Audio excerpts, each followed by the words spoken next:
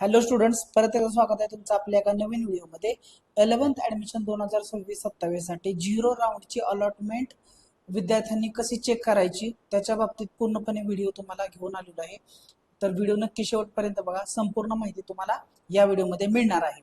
सगळ्यात महत्त्वाची गोष्ट, विद्यार्थ्यांनी झिरो राऊंड म्हणजे जो कोटा ॲडमिशनचा राऊंड होता त्यासाठी बऱ्याच विद्यार्थ्यांनी आपलं जे काही पार्ट 2 आहे तो फिलअप केला, त्याच्यामध्ये कॉलेजची नावं ॲड केली आणि विद्यार्थ्यांना अलॉटमेंट जी आहे ती 16 तारखेला, म्हणजे त्यांचं जे ऍडमिशन आहे ते आपल्याला शेड्यूलमध्ये आपण पाहिलं होतं. विद्यार्थ्यांना 16 तारखेला ते 19 तारीख म्हणजेच त्यांची जी नोटीस आलेली आहे त्याच्यामध्ये क्लिअरली लिहिलेलं होतं की विद्यार्थ्यांनी ऍडमिशन प्रक्रिया जी आहे ती 16 मे 2026 ते 19 मे 2026 संध्याकाळी 6 वाजेपर्यंत चालेल. तर झिरो राऊंड प्रवेश प्रक्रियेद्वारे ज्या विद्यार्थ्यांना प्रवेश घ्यायचा आहे त्यांना प्रवेश मिळाला आहे का नाही, त्यांच्या नावापुढे कुठलं कॉलेज लागले या बाबतीत विद्यार्थ्यांना पूर्णपणे संभ्रम आहे. तर नावं कुठं बघायची हे मी तुम्हाला सांगतो. जेव्हा हेल्पलाईन नंबरना मी कॉल केला, हेल्पलाईन नंबर आपल्या वेबसाईटवरती आहे, त्यांना मी कॉल केला तर त्यांनी मला सांगितलं की आपले जे झिरो राऊंडचे जे ॲडमिशन्स आहेत किंवा ज्या विद्यार्थ्याने फॉर्म भरलेला आहे त्यांना जो काही कॉलेज मिळणार आहे, त्यांचे कॉलेजची निवड झाली आहे ते तुम्हाला ऑनलाईन समजणार नाही. विद्यार्थ्यांनी जेव्हा लॉग इन करत आहेत त्यांचे जे अलॉटमेंट स्टेटस नावाचा जो डावीकडे ऑप्शन आहे त्याच्यामध्ये त्यांना झिरो राऊंडसाठी कुठल्याही प्रकारचं कॉलेज अलॉट झालेलं दिसत नाही. पण हे कुठं चेक करायचं, तर विद्यार्थ्यांनी जे काही कॉलेजची नावं टाकलेली आहेत त्या कॉलेजला विद्यार्थ्यांनी कॉल करायचा आहे किंवा त्यावेळी कॉलेजमध्ये विद्यार्थ्यांनी जायचं आहे आणि जी लिस्ट लागलेली आहे त्या लिस्टमध्ये आपलं नाव असेल तर विद्यार्थी त्या कॉलेजमध्ये ॲडमिशन करू शकतो. तर सगळ्या विद्यार्थ्यांनी अजून एकदा एक महत्त्वाची माहिती सांगतोय तुम्हाला. आज आहे दिनांक 18/5/2026 आणि उद्या हे 19/5/2026. तर उद्या संध्याकाळी 6 वाजेपर्यंत तुम्ही ॲडमिशन करू शकताय. पण तुम्हाला ते कॉलेज लागलंय का नाही हे तुम्ही कसं बघणार, तर त्या जे काही हेल्पलाईन नंबरला जे बोलत होते माझ्या संग त्यांनी मला सांगितलं, मी त्यांना विचारलं की तुम्ही प्रत्येक विद्यार्थ्याला हे 10-10 कॉलेजचे जर नावं टाकली असतील किंवा 5 कॉलेजचे 4 कॉलेजचे नावं टाकली असतील, प्रत्येक कॉलेजला जाणं विद्यार्थ्याला भाग आहे का? तर मी तर त्यांनी मला सांगितलं की कॉलेजनं जर का तुमच्याकडे कॉन्टॅक्ट नंबर असेल तर कॉलेजला कॉन्टॅक्ट करा किंवा कॉलेजला तुम्हाला जाऊन भेटता असेल तर कॉलेज जाऊन भेटून तिथं लिस्ट लागलेली आहे तुमची झिरो राऊंडची, त्यात तुमचं नाव असेल तर तुम्ही ॲडमिशन करू शकताय. त्यामुळं विद्यार्थ्यांनी जेव्हा लॉग इन करतायत तर त्यांना कुठल्याही प्रकारचा अलॉटमेंट स्टेटस सध्या दिसत नाही. त्यामुळं आज आणि उद्या शेवट आहे. तर ज्या विद्यार्थ्यांनी झिरो राऊंड म्हणजेच management quota, in house quota आणि मायनॉरिटी कोटामधून ॲडमिशन घ्यायचं असेल, ज्यांनी फॉर्म फिलअप केलेला आहे, फॉर्म फिलअप केलेल्यांसाठीच आहे मायनॉरिटी कोटा, मॅनेजमेंट कोटा आणि इन हाऊस कोटा.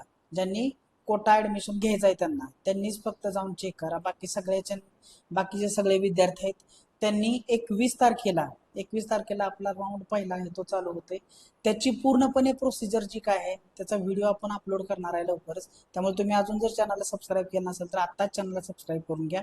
ही एक महत्त्वाची माहिती तुम्हाला द्यायची होती. तर विद्यार्थ्यांनी आपले जे डॉक्युमेंट्स आहेत त्याचे सेट तयार करा. जर एखादं डॉक्युमेंट तुमच्याकडे नसेल तर त्या डॉक्युमेंटचे रिसिट असेल, उदाहरणार्थ तुम्ही ऑनलाईन तुमचा जे काही कास्ट सर्टिफिकेट काढायला टाकलं असेल ते अजून नसेल मिळालं तर त्याची रिसिट असेल तर ती जोडा.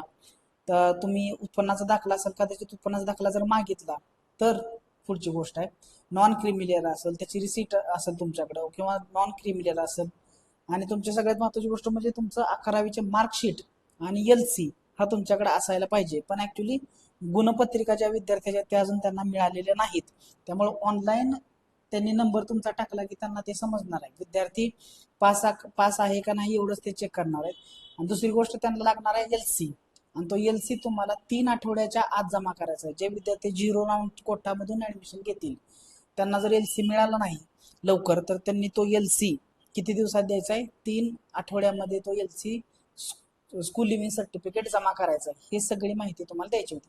आता आपण जर आपल्या वेबसाईटवरती आलो तर बघायचं तुम्हाला दिसतंय कॅप इनटेक. कॅपमध्ये अजून एकही ॲडमिशन झालेलं नाही, कारण कॅप जो नॉर्मल फेरी आहे राऊंड 1 ती 21 तारखेला चालू होणार आहे. कोटा इनटेकमध्ये बघा 2383 विद्यार्थ्यांनी ॲडमिशन घेतलेलं आहे. तर ह्या विद्यार्थ्यांनी कॉलेजला जाऊन चेक केलेलं असणार आहे, कारण त्यांनीच मला आता सांगितलेलं आहे. त्यांना जेव्हा मी प्रश्न विचारला तर तेच मला म्हणलेलं आहे की ऑनलाईन विद्यार्थ्यांना समजणार नाही, त्यांच्या नावाच्या पुढं कुठल्याही प्रकारचं अलॉटमेंट स्टेटस दिसणार नाही, 0 राऊंडसाठी दिसत नाही. महाविद्यालयानेही बघा इथं तुम्हाला ॲडमिशन शेड्यूलमध्ये पण लिहिलेलं दाखवतो तुम्हाला. सर्वसाधारण गुणवत्ता यादी अंतिम झालेली आहे. प्रोव्हिजनल मेरिट लिस्टमध्ये जी काय अडचण होती ती अडचण दूर झालेली आहे. Provisional admission corrected. Provisional admission तुम्हाला इथं प्रोव्हिजनल मेरिट लिस्ट तुम्हाला इथं दिसत आहे. तुम्ही बघितलं त्यात तुमचं नाव आहे.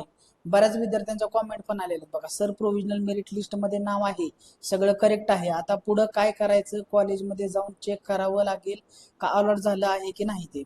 तर ह्याचं उत्तर तेच आहे, तुम्हाला कॉलेजमध्ये जाऊनच चेक करावं लागणार आहे. आणि जे पार्ट 1 लॉक केलेले आहेत, पार्ट 1 लॉक करून पार्ट 2 लॉक केलेलं आहे, त्या विद्यार्थ्यांचं नाव तिथं लागणार असणार आहे. जर तुमचं मेरिट व्यवस्थित बसलं असेल तर तुम्हाला त्या त्या कॉलेजमध्ये तुम्हाला काय झालेलं आहे, तुम्हाला लिस्ट बघायला मिळणार आहे. तर राऊंडमध्ये बघा क्लिअरली लिहिलेलं आहे, अल्पसंख्याक कोटा, इन हाऊस कोटा आणि व्यवस्थापन कोटासाठी 0 राऊंडसाठी प्रवेशासाठी महाविद्यालयाने यादी विभागाकडून दिली जाईल आणि रिक्त जागा प्रदर्शित केली जातील, हे उद्या आहे. पण ही जी यादी आहे ती आपल्याला कॉलेजमध्ये जाऊनच चेक करावी लागणार आहे. समजा तुम्ही कॉलेजमध्ये 10 कॉलेजची नावं टाकली असतील तर त्या 10 कॉलेजचा नंबर तुमच्याकडे पाहिजे. तुम्हाला तो नंबर असेल तर तुम्ही कॉल करून विचारा, माझं नाव त्याच्यामध्ये आलं. जर जाणं तिथं प्रत्यक्षित तुम्हाला शक्य नसेल तर तुम्ही जाऊन कॉलेजला तुम्ही विचारू शकता, नसेल तर तुम्ही कॉल करा त्यांना. मग तुम्हाला सांगतो कॉलेजचा नंबर कसा काढायचा हे तुम्हाला सांगतो.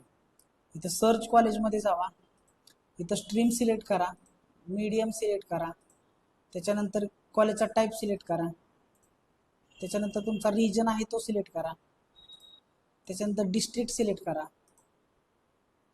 त्याच्यानंतर तालुका आणि सर्च करा. तर तुम्ही ज्या कॉलेजला नाव टाकलेले आहेत त्या कॉलेजचा नंबर इथे येतोय बघा, कोड येतोय, कॉलेजचं नाव येते. ज्या ज्या प्रकारचं कॉलेज असेल त्या प्रकारचं कॉलेज तुम्हाला येतं. आणि डिटेल्समध्ये जावा, डिटेल्समध्ये गेला की तुम्हाला इथं नंबर बघायला मिळेल बघा, कॉन्टॅक्ट नंबर इथं बघायला मिळेल, इथं मोबाईल नंबर बघायला मिळेल, इथं तुम्हाला ईमेल आय डी बघायला मिळेल, इथं अल्टरनेट नंबर बघायला मिळेल. अशा प्रकारे त्या त्या कॉलेजला तुम्ही काय करू शकता, कॉल करा. त्या कॉलेजला जाऊन चेक करताना येईल तर कॉल करून विचारा की माझा नंबर लागलेला आहे का, 0 राऊंडसाठी माझा नंबर लागलेला आहे का. तर मी तुम्हाला आत्ता सांगितलं कॉलेजचा नंबर कुठून काढायचा, ठीक. किंवा दुसरी पद्धत आहे, कुठल्याही कॉलेजला गुगलवरती सर्च करा. समजा इथं आपण लिहिलं राजाराम कॉलेज,